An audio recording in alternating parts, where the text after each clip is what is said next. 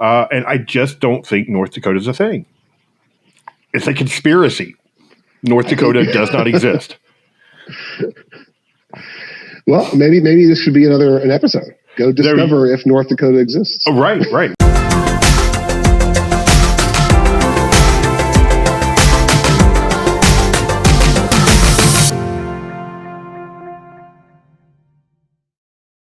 Hello there, and welcome to another episode of Roaming Effects. I am still Nate, and as in our previous episodes, we will be bringing you personal stories of roaming experiences and the life effects they bring. Many of our stories will be from those in the LGBTQ plus community, and some will be from those who are allies. Everyone is always welcome. Truly, y'all does mean all. And these stories are as varied as the individuals telling them. And by telling our stories, we can all find common threads and ground and learn to see things in ways we never saw before. We are trying to reach 1,000 followers, so we would appreciate if you took a second to like this video and subscribe to the channel. It's completely free, and it helps us grow our content. Roaming Effects is also available as audio only on Spotify and many other podcast platforms. And if you're on Twitter, be sure to follow us at Roaming Bears ADV and at us with your questions and your own roaming tales. And now we have as today's guest, the incomparable Steve Ash. Well, Steve, thank you so much for coming on the show. I see you have a special guest behind you. Yes, that is Pumpernickel, a miniature poodle. She loves that bed, but also obviously doesn't care about looking at me from that bed. It's just with her. So she will come and go throughout this, I'm sure. It's all right. I think Sage is just asleep right now in whatever corner she has decided to sleep in. So she'll probably not come in. But, well, definitely thank you. So we also just recently, for Pumpernickel's birthday, got a graphic designer. There's a company that does like graphic designer renderings of your dog. So it's like like a kind of a cartoony version of the dog, and it had stickers printed up. So now. Oh, I saw pictures of those showing up around town or around the neighborhood. Yeah. If you're in Capitol Hill and you see like all these random stickers, lots of which are like very angry or political, and there's just like a really happy poodle just right there, huge sticker on the pole. That's a bit of sunshine. That's good. That's right. Yeah. So you're in the Capitol Hill area of Seattle these days. Yeah, well, actually, we lived in Capitol Hill for about 4 years, and then just recently moved to Queen Anne Hill, which is a different hill, but still in the Seattle downtown adjacent area. Okay, they're hill adjacent. Hill, yes. There's lots of hills in Seattle. Lots of hills. All right. Well, I've never actually been to Seattle, so I've only seen it in pictures and TV shows. Yeah, well, yeah. That's all lies because like Grey's Anatomy, not filmed here. It's all Vancouver. So whenever you see Seattle on a TV show, it's 99% of the time it's actually Vancouver, and they're just lying to you. Right. The Canadians taking all those hard-paying American scene or place jobs. Yeah. Because they Toronto do have the same stands in a crappy lot weather, too. so it works well because they can just film in Vancouver and it's still garbage raining most of the year. So passes for Seattle. So it's similar enough that I can say I've seen kind of on TV. I have definitely seen pictures though. I have definitely seen pictures. Yeah. And it is absolutely beautiful.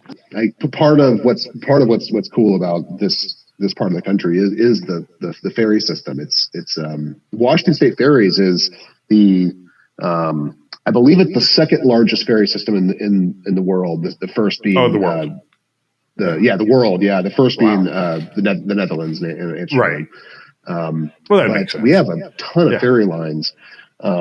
There is an island that sounds very similar. It's called Lummi Island, which is part of the San Juan archipelago. 814 people live on Lummi Island. At least that's what it was a few months ago when I went there last. And there is one ferry called the Whatcom Chief. It's run by Whatcom County. It's not part of Washington State Ferries. Washington State Ferries, they run pretty tight ships. They get you where you're going. Whatcom County, they only have the one ferry, and it's been in service since 1969. It carries 21 cars, I think, maybe 22, across from the Lummi Indian Reservation, which is the closest mainland, to Lummi Island, which is where these 800 people live. And it breaks down all the time. Like it has a Twitter account. You can go search it and see how often it breaks down, but it breaks down many times per year.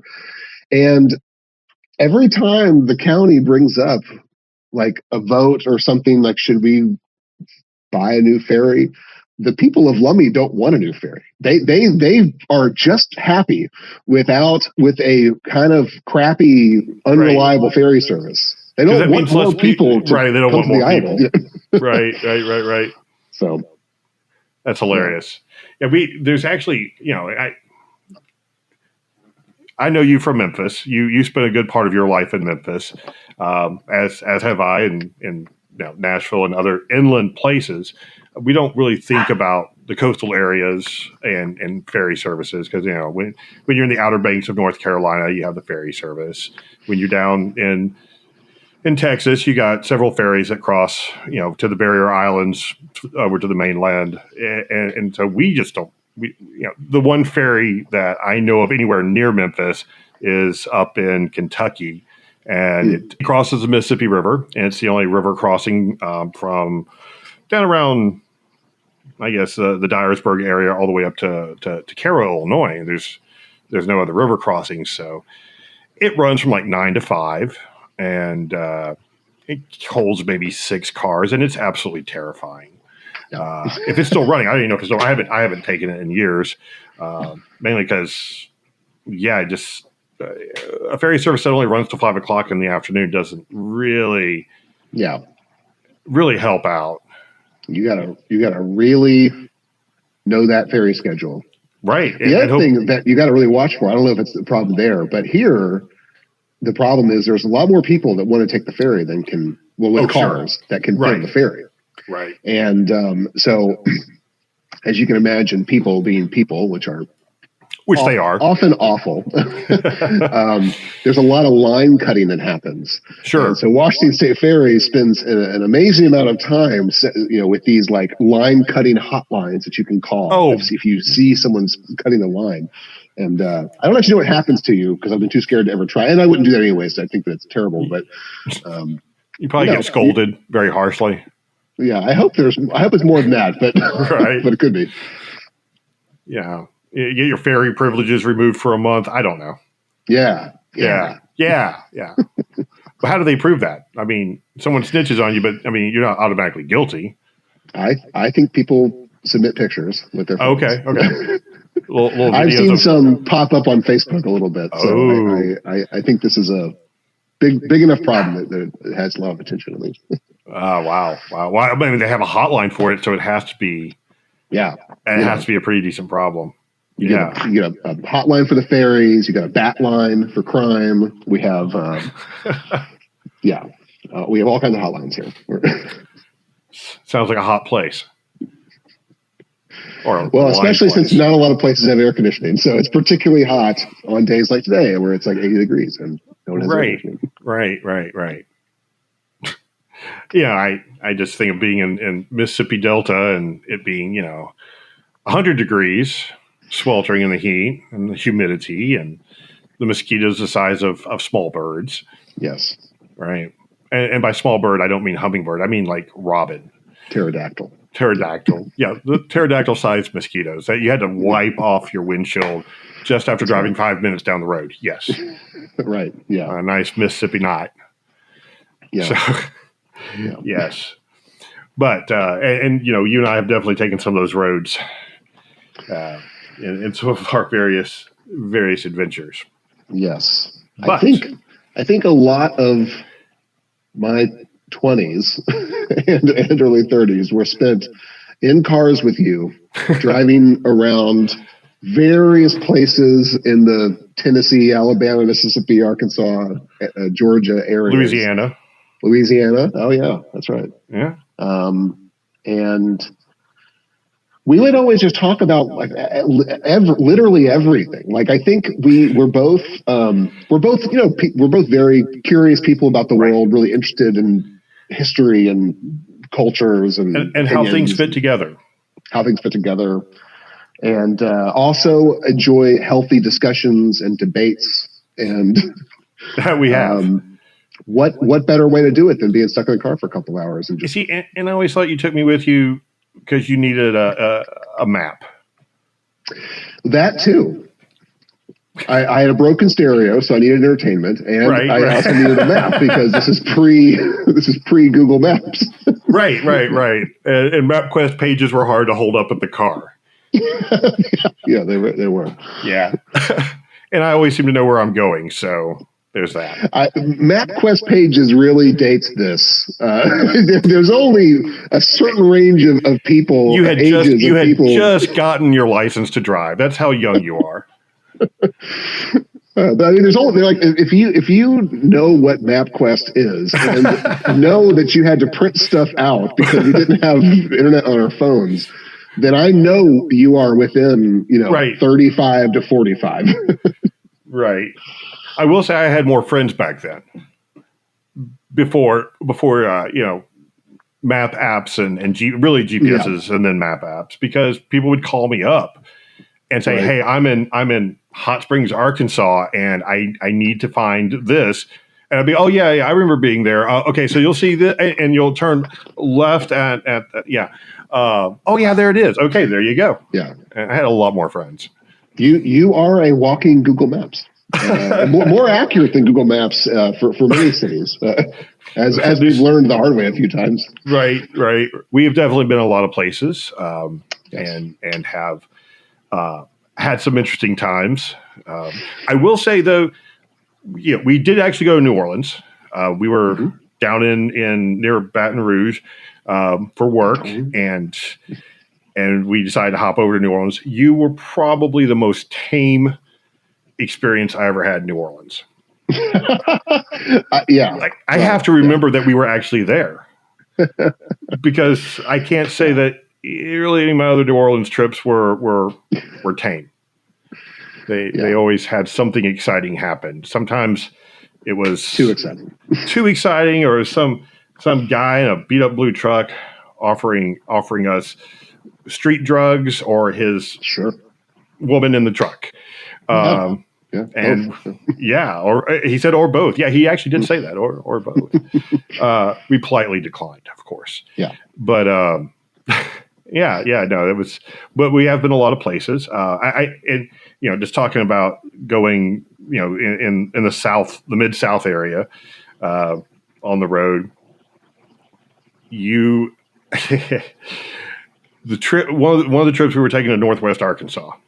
And it was around dinner time when we hit Little Rock, and we were talking about wanting to get something to eat. And I said, "Oh, hey, there's a Cracker Barrel up ahead if you want to. It's really easy to get to off the interstate." And you said you had never eaten at Cracker Barrel. Yeah, you probably haven't since either. I have not. I have not since. No. Okay. I remember we were parking in the parking lot, and you said to me, "Is this a restaurant or a store?" And I said, "Yes." Still a valid question. Still, yes, but you had fun. You had fun playing the mind game. I did like that. The pegs. It's good for entertaining kids and adults, and the people watching is pretty good too. And the people watching, especially in Little Rock, Arkansas. Oh yeah, or North Little Rock. Technically, that was North Little Rock. That's right. But yeah, we've definitely had some interesting times. When we have gone out to places, you definitely have a penchant for finding good restaurants. I like to eat. I mean, that was always your deal to decide where. I think I only ever suggested one place, and I think that was our trip to San Francisco, and we ended up eating inside of Macy's or something. But that was a fun meal. It was a good burger. It was a good burger. Well, Oh, It was a I burger was place. thinking, oh, yeah. I was sorry. I was thinking of a different place. The time, and I think this was your choice too. Actually, remember that time we The went? blue, whatever. Yeah, Blue. It And was actually my choice because I was Yelping it. I'm not going to lie. yeah, I was on Yelp and I was like, oh, this place sounds interesting. And it was. it was. I remember you got the Chiapino or the Chipino, Chipino. seafood, Oh, I did. seafood stew. I Yeah. did. I would not have remembered that. Yeah, I vaguely I just mostly remember food. yeah, you probably have more pictures of food than places.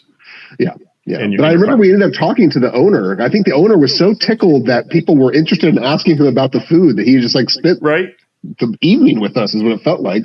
That's right. I think I ended up writing a Yelp review on that too. Yeah, yeah. I'll have to go back and look. Yeah, I mean it's been a minute or two. This was like peak Yelp years. Yeah. Right, right. I still use Yelp mainly to see how bad the Taco Bell or Burger King that I'm passing is that I may want to eat at. Yeah. But that's about it anymore. Well, I've got some questions for you if you're ready. Sure. Shoot. All right. Well, we'll do my 4 questions then. All right. First question is, Okay. the most interesting server during a dining experience while traveling.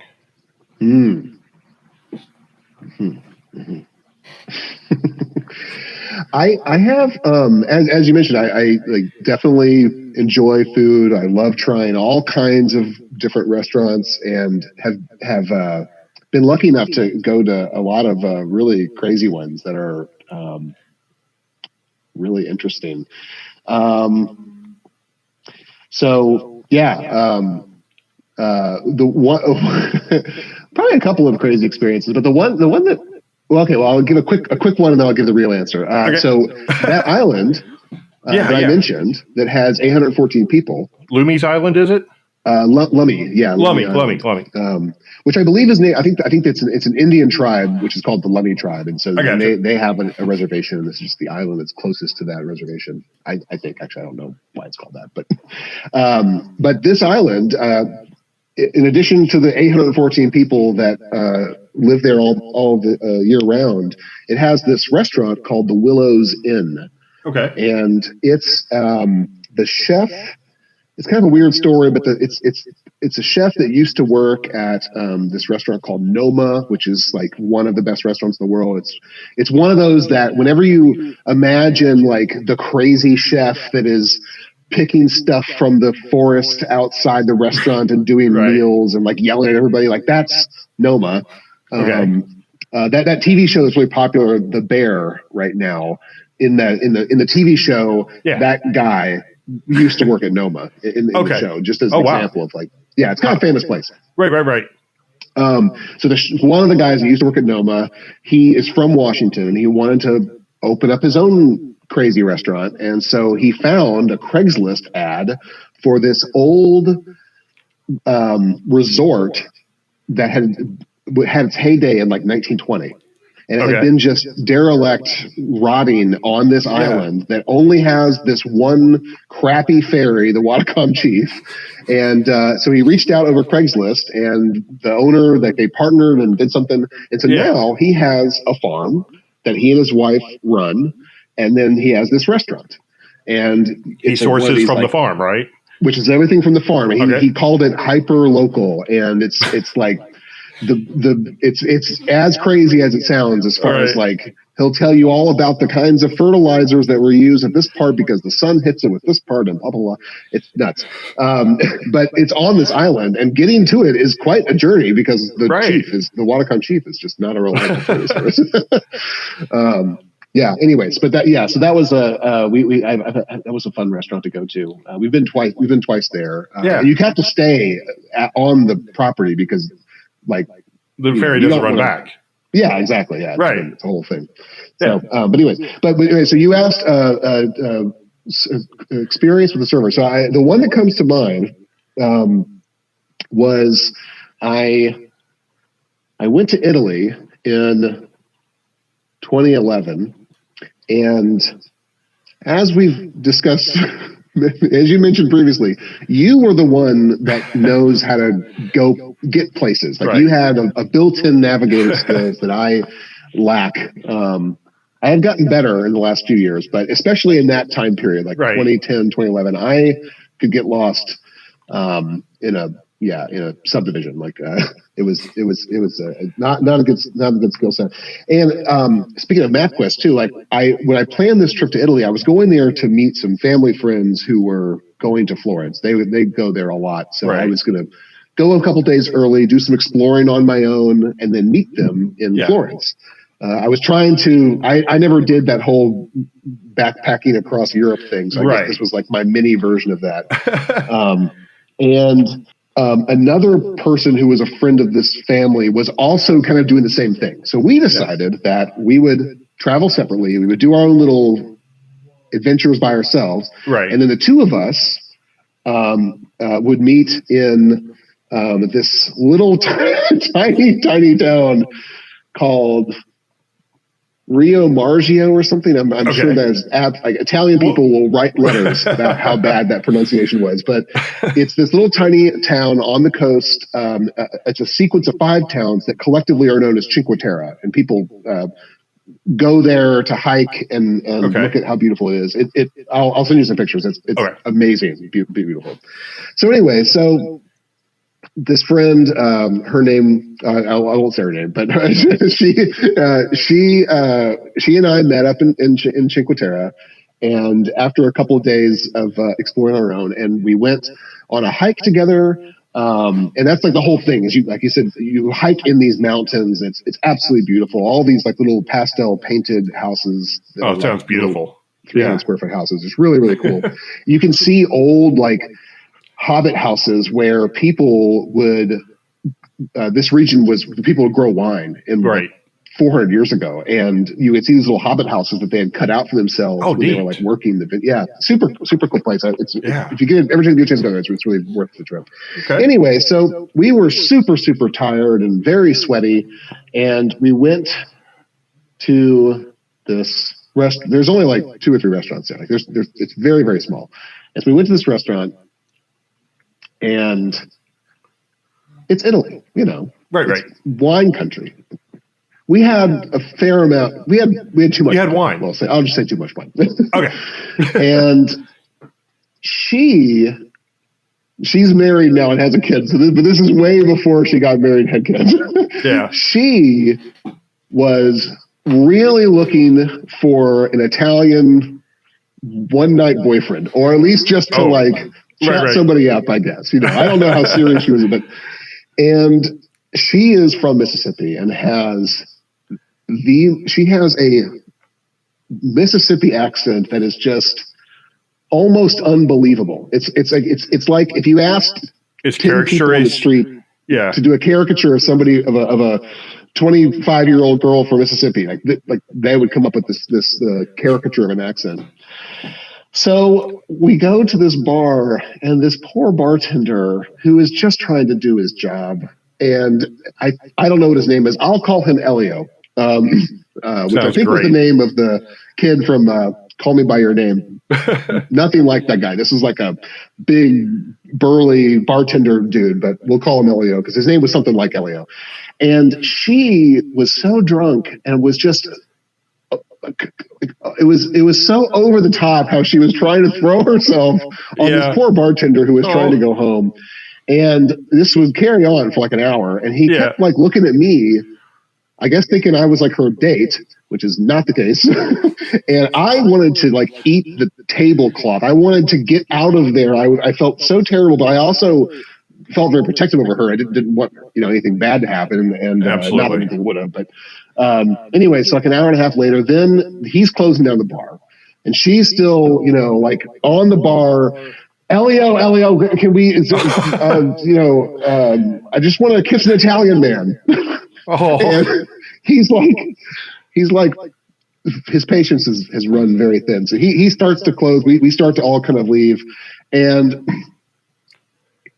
it's like some of his buddies and him walking out of the bar. We're outside. I'm like, we should go to the hotel. She's still there, like screaming out in the streets for Elio or whatever. And so he comes out, and she's like, "Hey, do you want to go somewhere, hang out or whatever?" And he looks at her and he says, those are my friends. I'm going to go hang out with them. And just walks away. Oh. And so I finally convinced her to come back to the hotel and go to sleep. And it was a rough next day for her. I was less drunk, thankfully. But so that was so that first came to mind. I felt so bad for that poor bartender. Who just wanted to hang out with his friends and not get harassed by the American tourist. Yeah. Well, all right. So you and Andrew, when you guys moved out to Seattle, you took the road and headed out from Middle America and out to the Pacific Northwest and the West Coast and the great weather that you don't need air conditioners for. Except for maybe today. Yeah, right. So you've done some road travel, not just with me, but also at other times. You've traveled across the continent, basically. Yeah. What is the most kitsch roadside attraction you've ever seen, whether it's on that trip or any other, or have been to, actually? Yeah. Well, okay. So the one that stands out the most to me is is Pumpernickel? Oh, yeah. Okay. Yeah, so that's Pump's right there. as we covered before. Pump was with us on the drive. Right. It's a 5-day drive from Memphis to Seattle. And she does not travel well. She's a very anxious dog when she's in different places. You can't tell it now. Pretty relaxed at the moment. She seems pretty chill. But if we were to plop her in a different house, she would just be like, "Oh my God, where am I? The world is ending." So somewhere in Colorado, I think it was Colorado. We went through Denver, so I think it was in Colorado. It may have been what? Oh, you know what? I think it was Wyoming. Anyways, one of those states that everything's flat. Well, Colorado's not flat, and square. Some square state. One of those square states up there. We were driving and we saw some other cars like stopping at something on the side of the road. And so we're like, okay, well, we'll stop. I think Pump needed to use the bathroom or something anyway. Yeah. So it was her schedule. So we get out and we see there's like a plaque and there's some rocks. There's a tree. And the plaque described that this was the site of Tree Rock. And you may be asking, what is Tree Rock? Well, it is a rock, first and foremost. And somehow a tree has grown out of the rock. The rock, I guess, probably had a crack in it, and a tree grew through it. I've actually been there. Oh, have you been there? Oh, wow. Yeah. I didn't know that. I know what you're talking about. Well, Pumpernickel climbed up on this rock very quickly, just like there was a couple of rocks, I think, if I remember correctly, and was very excited, very pleased with herself that she was able to climb up this rock. And that has established the myth of Pumpernickel being a climber as her primary passion in life. And so now everywhere we go, we always talk about Pump being a climber. But it's just because she climbed a tree rock. But yeah, I didn't understand. Apparently, like people, well, maybe do you know the story? I don't know why this is a thing that people stop. I don't recall. I briefly stopped. It was just literally a tree and a rock. It was. You're right. It was just kind of like, okay. Yeah. Sure. I will say though, one of the things unrelated to Tree Rock, as far as other like roadside attraction things, one of the things that has been so fun about living in the Pacific Northwest, in addition to all the islands and all that stuff, is just there's so much water in weird places. Like you can kind of, if you like zoom out of a map, you can see how like this was all one landmass, right? And then whatever happened over millions of years of roads, but you can see how like Vancouver Island kind of receded a little bit, or not receded, but like just the way the water levels work or something. It's probably when the Vashon Glacier receded and like left this here, but you can kind of see how like it all fits together. It's just kind of like a jigsaw puzzle. And water filled in a lot of this other. So driving around the Pacific Northwest, all the little peninsulas and everything to explore has been a lot of fun. And a pro tip for anybody who is going to explore this area, the Pacific Northwest in the Puget Sound specifically, or in the little inlets and everything that are around it, has the best oysters on the planet as far as I'm concerned. I've only ever had the ones here, and they're really good, so I'll just assume that they're the best. But we'll go with that. It's just perfect area because there's lots of rivers that are freshwater, Right. Salish and Puget Sound saltwater, so you get that kind of blend. So you get these oysters that are just really, really nice. So if you drive around the Kitsap Peninsula, you can hit up all these little oyster farms. Okay. And there's a company called the Hama Hama Oyster Company, which is at the Hama Hama, where the Hama Hama River hits saltwater. That's where all those oysters are. Right. And so what you can do is, we've done this, it's super cool, is you can just plop up into their little area, and they have a little place where you can just walk out and order oysters from this little hut, and then hang out and just eat delicious oysters and sit around and look at all the beautiful wildlife around you. And then in addition to that, there is a mountain of oyster shells, like just sure, a literal mountain of oyster shells from decades, I assume, of people eating oysters and leaving the shells there. Oh, shucks. Good point. We're ready for the next question. So I'm actually stealing this question from one of my favorite movies. Have you ever seen Drop Dead Gorgeous with Kirstie Alley and Denise Richards and Kirsten Dunst? And I remember it existing, but I don't remember. It was about a teenage beauty pageant up in Minnesota. Oh, yeah. I do remember that now. And shenanigans occur. Yeah, right. Yeah. Denise Richards blows up on a swan float. Yes. Yes. Whatever happened to Denise Richards? I think she blew up on a swan float. Oh, okay. Yeah, that makes sense. I don't know. I know she was in a Bond film, and she was in that. Okay, well, that's all I remember. She's relaxing. One of the questions I asked the contestants, and I always thought the answers were funny, so it sticks in my head as a question to ask. If you were a tree, what type of tree would you be? Dogwood. Bonsai. Green. I can be any kind of tree you want. Just give me a minute to warm up.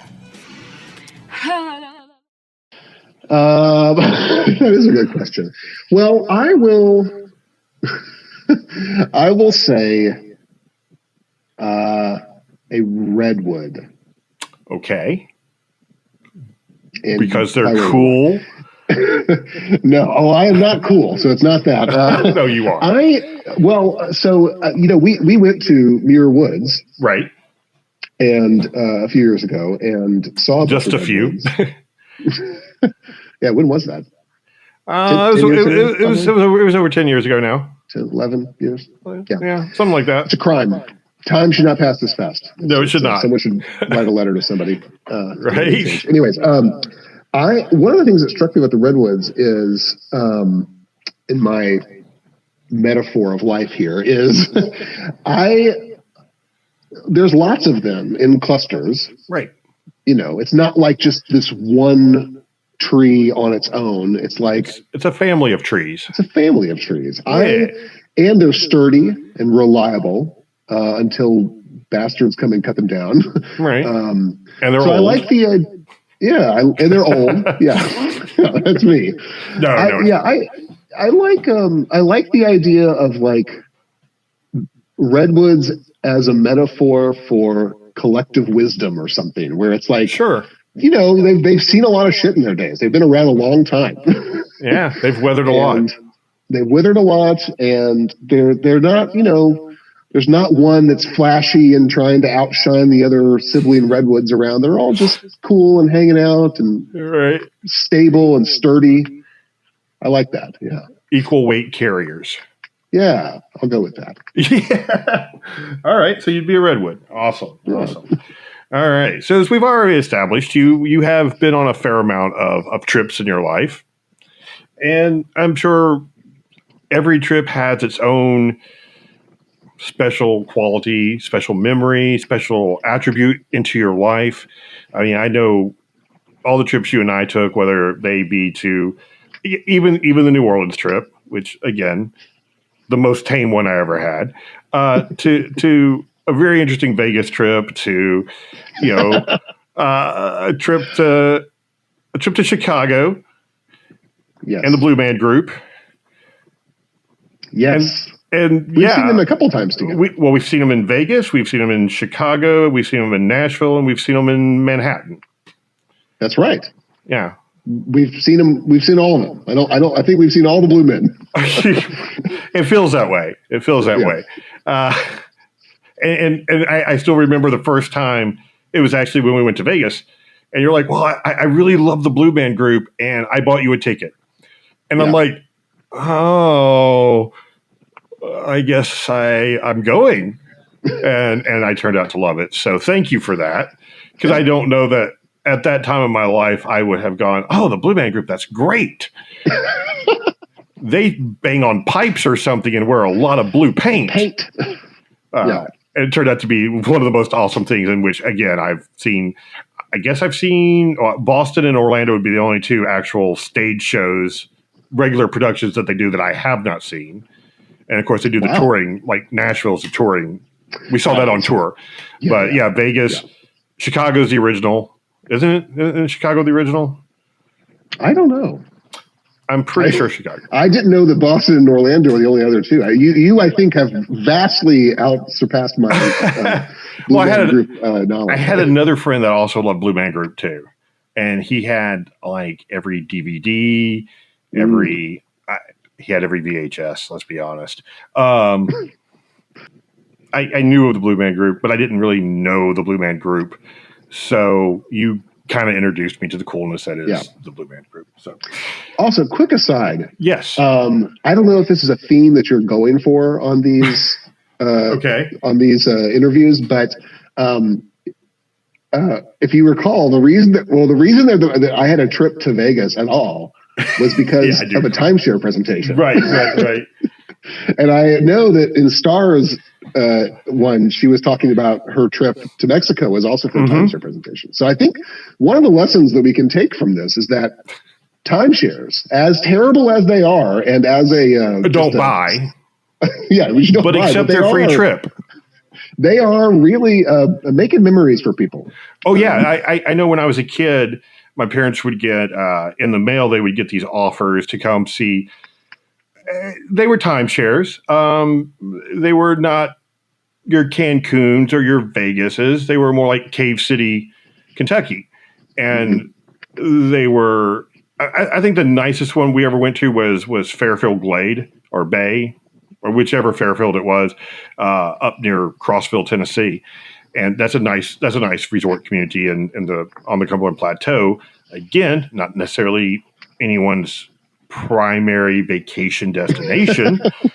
I would rather go to Mammoth Cave personally, but I just remember we'd get them and we would go and we get to spend a night. And I will not say a luxurious accommodations. I will say adequate accommodations. And I remember this one. I can't remember. It was somewhere near Centerville, Tennessee. It was along one of the lakes or something. I think it's been so long ago, and we went to so many. Believe it or not, they all kind of blend together. But you get this letter that says you have won one of the following things. You have to come to the timeshare and sit through our presentation to find out what you want. Right. And these weren't always overnight stays. Sometimes this was within driving distance of Nashville, so we would drive to them and see if we had won a thing of flatware, luxurious flatware, I might add too. Or a portable TV, because back in the late 80s, a portable TV, though it was black and white and it was about 4 inches, was an amazing thing. It also weighed 100 pounds, but worth it. Right. If you had the appropriate things in whatever vehicle you were to plug it into, because it was not battery operated. So this one that we went to, it was like flatware or I don't know, a notebook or something. I don't know. And one of the options was a boat. That's what it said, a boat. So when you think you could win a boat and you're going to some place on one of the lakes in Tennessee, what do you think of? 25-foot motorboat. Sure. You think of a motorboat. Right? Yeah. Fits a family of 6 comfortably. So we won the boat. Nice. It was an inflatable raft. Awesome. Fits a family of 6 raccoons comfortably. Right. I mean, it would be great as I don't know, maybe to save people from a sinking ship or something, or a sinking boat out in the lake. That's A small sinking boat. Yeah, a life raft. It's really more of a life raft than it was boat. But we won it, and yeah, so we never used it. But I mean, you had to inflate it. That was a problem. Who has the time? Who has time? Who has the energy? Who has the lung capacity? No one here. So the question is, out of all the trips, whether it was with me or anyone else, I mean, you've been a lot of places. What's something that had? What was a trip that was an impact in your life that actually, I don't want to say changed your life or anything, but it's something that gave you perspective in life? Yeah. I think, I think one of the ones that has really stuck with me over the years, and I mean, well, it'll be obvious when we talk about it, I guess, but is the trip that we took to DC in, I think, 2010? 2010, October 30th, 2010. October 30th, 2010. Right. And we took this trip because it was the rally to restore sanity and or fear. Right. Jon Stewart, who was the host of The Daily Show at the time and the best host of The Daily Show, he and Stephen Colbert, this is like peak Comedy Central news, fake punditry, had this joint rally. And, my memory of it, was it, I guess it would have been before the midterms. I mean, October midterms are in November, so it was a week before. It was a week before it was the weekend before, because it happened on, if I remember correctly, a Saturday. Yeah, and I don't entirely remember. I mean, my memory of the context was, 2008. We had Barack Obama become president. A lot of folks were excited about hope and change, but we also had the Tea Party, which and Fox News. Yeah. Well, we kind of had this. My memory of it, at least, was that maybe a flawed memory, is that we kind of had like 20 years of a slow ramping up. You had originally Newt Gingrich in the 80s, and you had Rush Limbaugh in the 90s, and it kind of was this slow kind of slow burn, and then it kind of, at least again in my very biased memory, it kind of culminated with the Tea Party, who had no problem, which kind of came in 2008, at least that's what it seems like it did, and just had no problem throwing all of the norms of civil disagreement, and really talked in these overblown, hyperbolic, oversimplified terms. And and I remember. So I think Jon Stewart was trying to, and it's a very different time, but was trying to play to the center and make this, earnest plea to remember civility and neighbors, and have this as this rally be this big moment. I think it also wasn't like the week after Glenn Beck did some kind of rally. It wasn't the week after. It was basically, if I remember correctly, Jon Stewart was he modeled it off the fact that Glenn Beck had done something at the opposite end of the mall, because the rally that Jon Stewart had was actually at the Capitol. It was on the lawn, I have to think about this. I already said I'm bad with DC directions. The west side of the Capitol, that on the National Mall in that area, whereas Glenn Beck's was actually at the Lincoln Memorial. Right. That's right. Yeah. That's right. Yeah. And I think, I don't know, Glenn Beck was like, I had 100,000 people, and 215,000 people showed up for Jon Stewart, including the two of us. Yeah. That's right. Yeah. Yeah. I remember I think it was your idea to go, if I remember correctly. Oh, yes. Both of us were and still are, interested in politics and discourse and Civility and everything and civility. And I remember before, when you mentioned it, and I just remember thinking like, oh, of course we have to go. Like this is only going to happen one time. It is a unique moment. Right. I think, I don't know how much people remember it now, 10 plus 12 plus years later, or almost 12 years later. But almost 12, yeah. I mean, it really, in retrospect, it was, I'm so happy we went. I mean, I think that the feeling that this was something that was unique and interesting, I think that bore true. It ended up being a really, really interesting experience. So we went. We did have some good food on that, which I'll come back to, I guess. But Yes, we went. Did we stay at the Embassy Suites? Is that right? In Crystal City. It's no longer an Embassy Suites, but yes, at the time it was. Okay. Yeah. And I remember walking more than I've ever walked. So I think that trip, actually every trip we went on, all of them I left and I was like, my feet cannot walk anymore.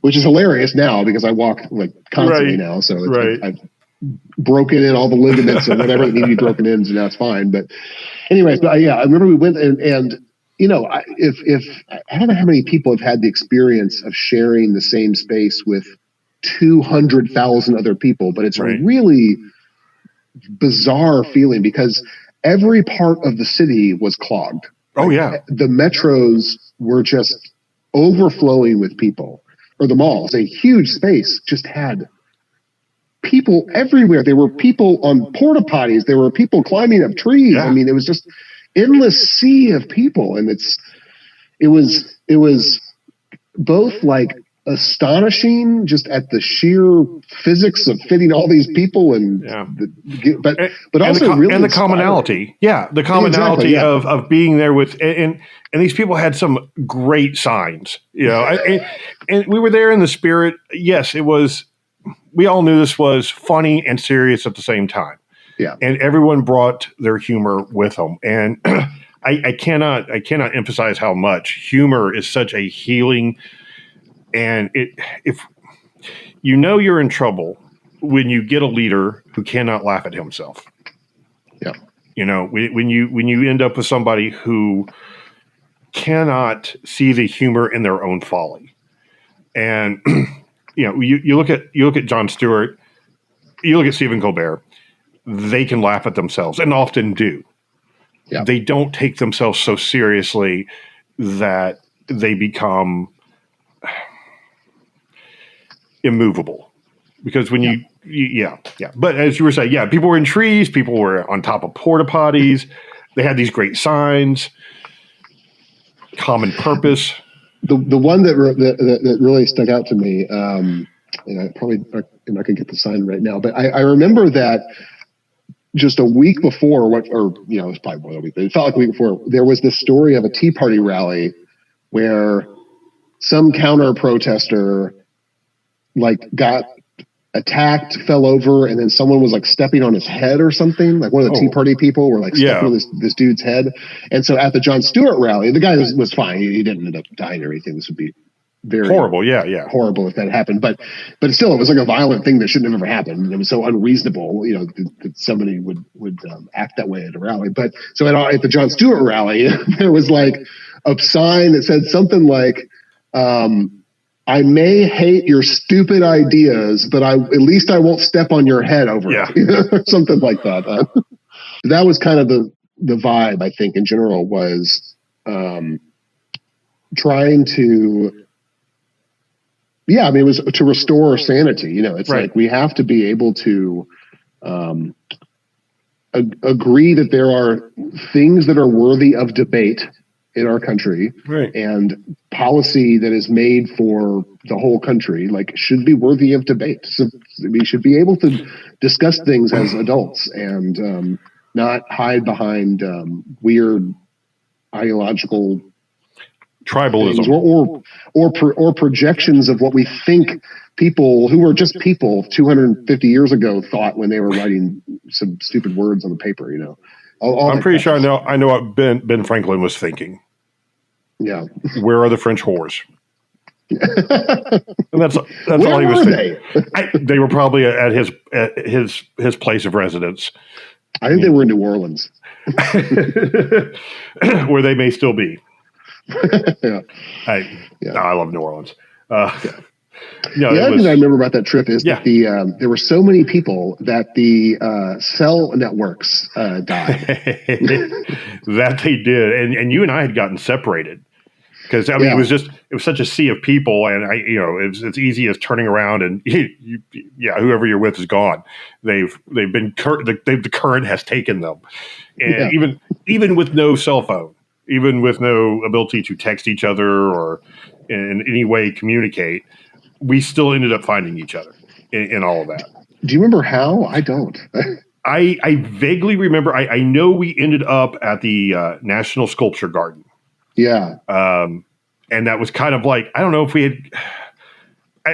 I know we didn't specifically say, "Hey, this is our meetup spot." Should all these people take down the data network and the voice network and create such confusion that we lose sight of each other, this will be the place that we meet. We didn't do that, but I think it was some kind of understood, I think it was, I was thinking, okay, if I was Steve and I had been in a crowd of people, knowing how many landmarks you don't know, what landmark would Steve go seek out? Right. And I was like, Sculpture Garden. He will go to the Sculpture Garden because that just seemed like something you would go to. And you did. And there you were. And then we went on to the now non-existent museum. Oh, that museum doesn't exist anymore? Oh, it's been gone for a couple of years now. Yeah. Oh. It's very valuable property being there on Pennsylvania Avenue. It is now Shake Shack. John Hop. There are Shake Shacks in DC, yes. And they are delicious. I'm not talking about their hamburgers. I'm talking about their beer.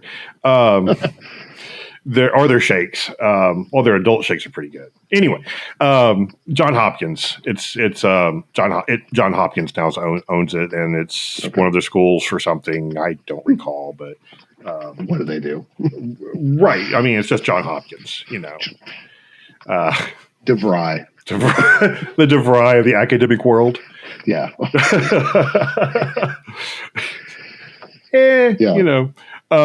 we ended up at the museum and we did that right afterwards, actually. Yeah, that's right. Yeah. We decided we didn't. Bajillion people at the museum too, if I remember.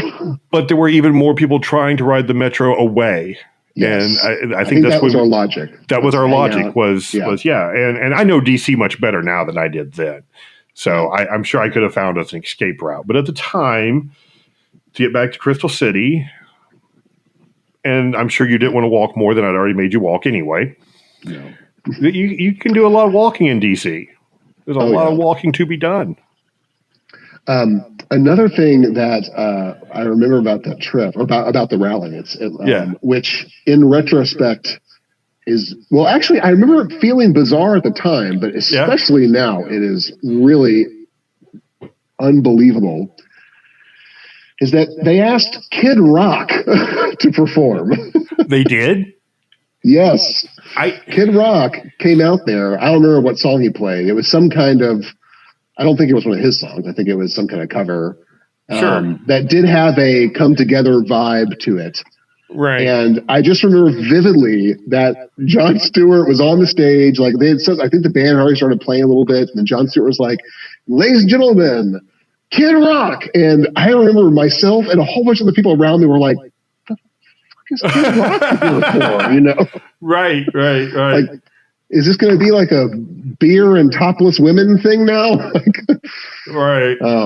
And especially now that he's pretty outspoken for unreasonableness, I would say at this point, on the MAGA train.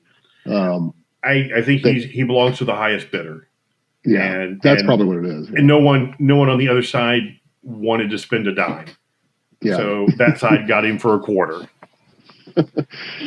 Yeah, but I know. Yeah, he was there. I think wasn't Ozzy Osbourne there, or maybe I'm just misremembering that one. Cat Stevens was there, I think. Cat Stevens was there. That's right, because he played Peace Train. Yeah, that's right. Yeah. The piece that I think has resonated. I mean, the whole trip was something that really I will remember forever. But the ending of the rally was, I thought, very profound and poignant, and I kind of wish that somehow that could like resurface. I don't, go viral again or something. Would be today's version of it. But I just remember that Jon Stewart gave a kind of a little essay basically about how trying to illustrate the difference between how people actually behave in real life and how people pretend that people behave on TV. The way that if you were to believe the propaganda of Fox News, you would believe that just people are out in the streets just irrationally violent and unreasonable. It's just us versus them and angry. Right. But a lot of fear, a lot of anger. Yeah, and he put up a video of it was people entering the Lincoln Tunnel, if I remember correctly, by car, and how even though there's all this traffic, even though everyone's really angry, people still very civilly, without road rage, are just taking turns getting into the tunnel one at a time. And it was a nice metaphor. To that point, I have actually been stuck in Manhattan at rush hour getting into it was actually the Holland Tunnel and not the Lincoln Tunnel, but that's true. That is very true. That is exactly what happened. Yes, it took me 2 hours. Yeah, everyone took their turn. I know the perception of New Yorkers is not patience or niceness or anything of that nature, but yeah, there's civility until you get to New Jersey. That goes out the window. Because actually the whole reason why the tunnels are backed up is because of New Jersey. Because they don't have through traffic points on the other side, or there's a wreck, or it's New Jersey's fault. That's just a safe assumption. Well, maybe the metaphor breaks down, but no, but the metaphor it is true on the New York side. Yeah, but I thought that the point of it, and it's funny, and maybe it doesn't even feel like a profound point now, but at the time it really did, which I think says something both about that particular time where it felt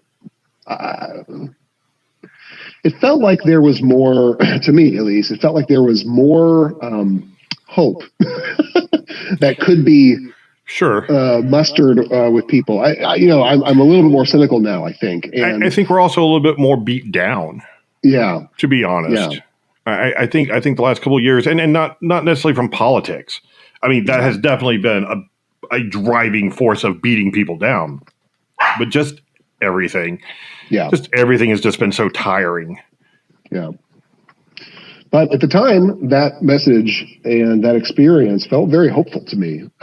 It felt like there was a unified, reasonable group of people who could decide and not decide, but who could convince everybody that humanity and recognizing the humanity in your neighbors was something achievable.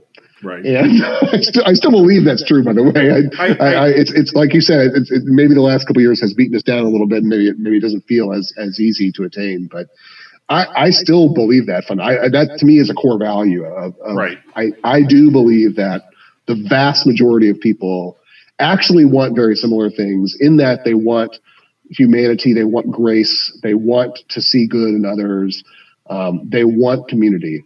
I believe that. They want to be the Redwoods. Yeah, they want to be the Redwoods. They want to be Redwoods. Good tie back. Absolutely. Well, I think I agree with you. I think definitely the last few years it's often the squeaky wheel that gets the oil. That doesn't mean all wheels are squeaky, but that's the only one you know about. And case to that point, the people who have been crazy, the people who've been outrageous, the people, there's 435 members of Congress. How many do you ever hear about? You don't hear about all 435 unless it's your local congressperson. And there's a good chance you never hear about your local congressperson, even in your local news. But you hear about the Marjorie Taylor Greens, the Lauren Boeberts, the Matt Gaetz, the Paul Gosars. You hear about a select handful because they climbed up the crazy tree and hit every single branch on the way down and now don't know how to keep their mouths shut because they got attention.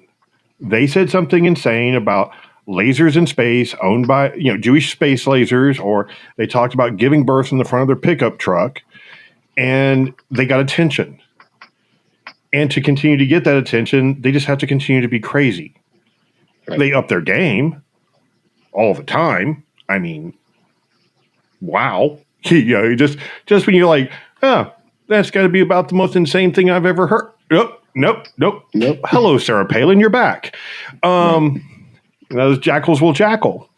But I don't know. There are people who are nothing but attention grabbers.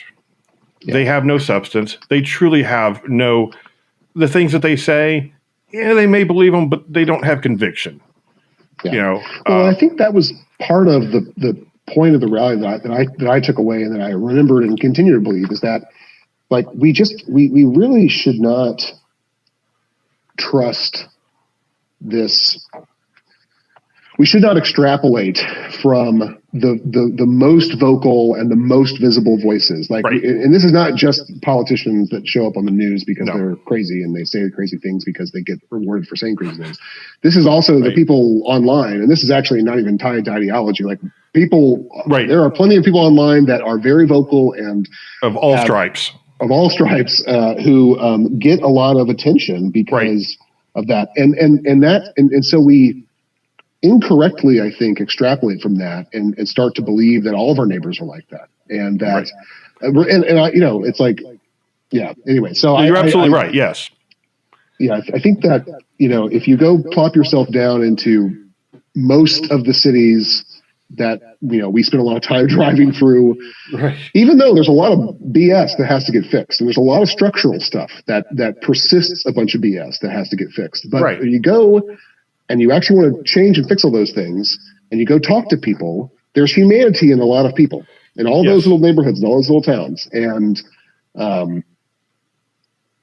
I think that a lot of those people want similar things, even though they may not vote for it, and even though there's actual disagreements on some things that we are not going to see eye to eye on. I still think that I still believe that the way that we can, I hope at least, the way that we can achieve what we want to achieve is done through building and empathy and humanity and grace and all that stuff, and not the us versus them of pretending that the people that vote differently than you are caricatures of evil. Right. This tribalism is quite unfortunate. It's not the first time in American history. It won't be the last time. Absolutely. Yeah. I truly believe we'll make it through this. I understand. I mean, I get it that, it's kind of like we were saying, you only see this, the people who make the noise. Well, if you are a supporter of a particular individual and you go to that individual's rallies and you hear all these other people that are at the rallies, just like you and I, when we were at the Jon Stewart's rally, we felt we were a part of something. Yeah. It gave us a sense of, I'm not wrong. Right. Other people see this the way I see it. In fact, 215,000 people, to be exact, that decided to converge on DC out on the same day. Did we break into the Capitol and poop on the floor? Oh no, we did not. No. That was a different one. I did, however, wear the giant headdress with horns, like being a Grand Poobah in Fred Flintstone. Right. Yeah. But I did that at the Supreme Court, not in the Capitol. I'm kidding.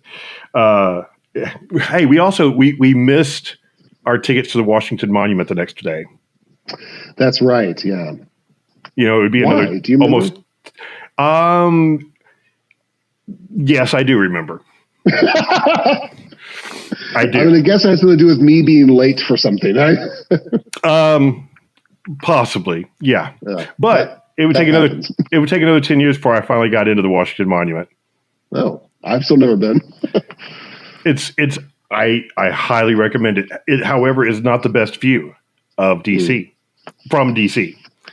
That would actually be the old post office tower, which some people might know as the somebody's Hotel International there on Pennsylvania Avenue. It's actually the tower itself, although the building's owned by the government, the GAO, and the tower is under national park supervision. So to get to the tower, you have to go to the back of the old postal building, also known as the Trump International Hotel, to where the Starbucks is in the back. And like you're going to the bathroom to the Starbucks, it's actually a hallway that goes around this corner and down this corridor and down another corner. And there's a person there at a mag that will have you walk through the magtometer to see if you're carrying hiding a gun or whatever. And then you can continue on down the corridor where you go to an elevator, where you then go to another hallway and get onto another elevator. And then you go up. Anyway, that takes you to the tower. Okay. And it has some amazing views of the mall, of DC in general, downtown DC, of the White House, of the Capitol. It actually has the best vantage points. It's, I think it's the third highest elevation point where you can stand and actually see. So an insider tip. Right. And the great thing about it is there's never a wait. Unless there's too many people in the Starbucks bathroom, and then there's a wait only because you don't know that it's not for what you're going to. No one ever goes. I mean, it's free. You don't have to get tickets. You just walk there and go in. And because I mean, even the stuff that's free, like the Washington Monument, you still have to have tickets for. Yeah, right. The old post office tower. If you can find the entrance, it's by the Starbucks. Okay. The trick is to figure out which Starbucks. That's always the trick. Right. Hey, fun fact about that area down there, which I don't know if I knew when we went, because otherwise I think we would have gone. But the Willard Hotel, which is next to... I know exactly where it is. Yeah, the White House, the Treasury Department. Right? That's where they have a lot of the inaugural dinners, as I understand it, at least. And my great-grandfather, my dad's grandfather, was the head chef and then I think the food and beverage director of that for a while in the early 20th century. And there's a photo of him in that hotel's been around for a long time, so they have a little like area that has all the archival stuff. And there's a photo of him, a couple photos of him with like the food and beverage staff at the hotel. Yeah. That is really cool. He has some kind of famous like chocolate ball recipe or something like that from that era that showed up in like the Willard cookbook as well, that they still sell, I think. And my mom has an original copy of a handwritten version of that. That is really, really cool. Yeah. Neat history. I mean, it's a very storied city, and to have any connection to it is quite fun and great. Yeah. My grandmother was born there. Really? Because of that. Oh, wow. Yeah, he was working there when she was born. So. Wow. It's definitely a city that's had a lot of changes, and I myself am glad that I've had a chance to know it on a more personal level and explore DC, and I would love to do it some more. But I'd also like to come to Seattle, and because please do. The states I have never been to: Hawaii, Washington, Maine, Rhode Island. I would say North Dakota, but I don't think North Dakota is real. I think it is I think it is a made-up place. I've been to South Dakota. Yeah. And I don't see why you would have a north one of those. Right. I'm just not sure. I mean, South Dakota is beautiful. The Badlands, the Black Hills. Right. It's a very beautiful. It's eerie in some places. I mean, the Badlands are a little kind of desolate and everything, but I love the geography, the topography, the things to see in South Dakota. And I just don't think North Dakota is a thing. It's a conspiracy. North Dakota does not exist. Well, maybe this should be an episode. Go discover if North Dakota exists. Oh, right. Well, my point is, I've never been to Washington. I've been to Oregon. I've been to Idaho. I've been to Utah and Nevada. Why would you go to all those places and not Washington? Washington's the best of all those places. Yeah. I mean, I wouldn't know. I've never been. Well, we'll have to get you. Now, in fairness, Washington is really two different countries. It's west of the Cascades. Right. It's Idaho. Greater Seattle. Oh, yeah, it's Seattle. And then the east side is Idaho. East side is basically extended Idaho. That's right. Yeah. Right. Yeah. More to hoe. Yeah. Right. It's real hot there too. We went to a music camp for adults last week or week before last, and it was 108 degrees. Wow. The camp is in Walla Walla, Washington, which is a real place. I did not just make that up. And it was 108 degrees in Walla Walla. And it was only 80 in Seattle, which just shows you the effect of a mountain range on the climate around here. Now, I've driven through eastern Oregon over the Cascades onto the coast, and I know it's even different when you're up in Washington, but it is a desert. Yeah, it really is a desert out there, and it is a very different place from a social perspective. Oh yeah. So, definitely come visit. We'll go exploring. You can do some hiking, see some mountains, see some volcanoes. Eat some oysters. Sailing. Sounds like a plan. I like I said, it's on my list of places to go. So let's hope we can do that sometime soon. I hope so. All right. Well, Steve, thank you for sharing. I mean, sharing an adventure that you and I both had together, actually, but sharing it with our audience.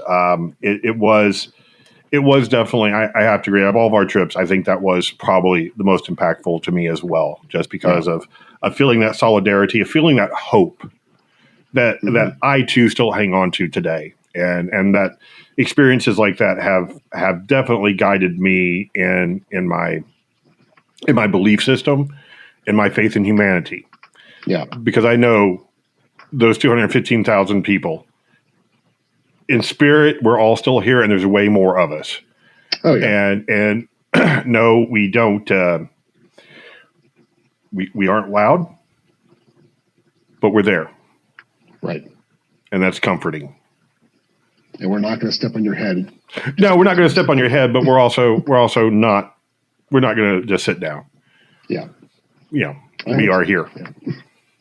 So, Steve, thank you so much. Yeah. And we will have to do this again because I know you have even better stories. I have a lot of stories. Not just ours, but you have more beyond that.